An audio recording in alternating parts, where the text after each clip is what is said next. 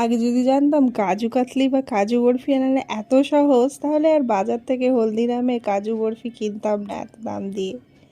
আজকে বানিয়েছিলাম বেশ সুন্দর একদম ক্যারামেল টাইপের কাজু বরফি বা কাজু লাড্ডুও বলা যায়। যাই হোক, তো সেটাই আপনাদের সাথে শেয়ার করব কিভাবে বানিয়েছিলাম। খেতে দুর্দান্ত হয়েছিল, তাই জন্য ভাবলাম সবার সাথে শেয়ার করি। এখানে আমি নিয়েছিলাম প্রায় 100 গ্রাম মতো কাজু। কাজুগুলো কিন্তু খুব ভালো ছিল, ফ্রেশ ছিল। কাজু কেনার আগে প্রথমে দেখে নিতে হয় যে ভেতরটা কেমন, মুচমুচে কিনা, নেতিয়ে পড়েছে কিনা। তো আমি এখানে ওজন হিসেবে 100 গ্রাম কাজু নিয়েছিলাম।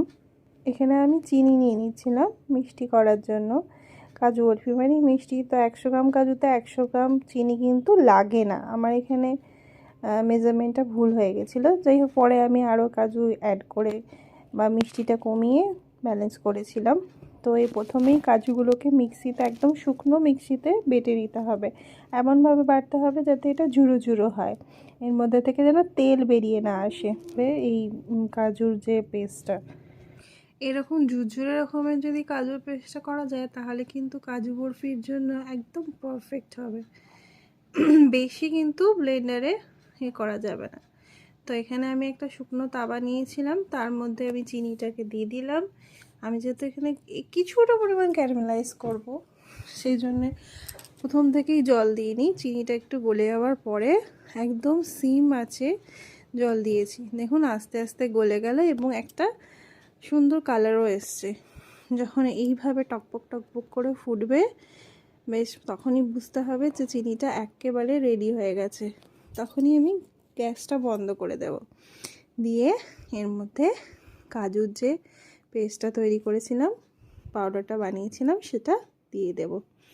দিয়ে ভালো করে গুলে এর মধ্যে আমি কিছুটা পরিমাণ দেশি ঘি দিয়ে দিচ্ছি। এটা কিন্তু অপশনাল, এটা সুন্দর গন্ধও হবে আর খেতেও ভাল লাগবে, তাই দিয়েছিলাম। দিয়ে কিছুক্ষণ ধরে একদম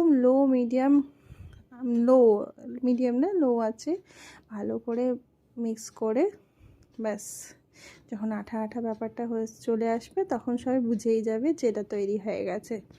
তৈরি হয়ে গেল আমার কাজু কাতলি, ক্যারামেলাইজ কাজু কাতলি। খেতে দারুণ হয়েছিল, সবাই এর রিভিউ ভালো দিয়েছিল। যাই হোক, ভিডিওটা ভালো লাগলে লাইক শেয়ার কমেন্ট করে দেবেন। থ্যাংক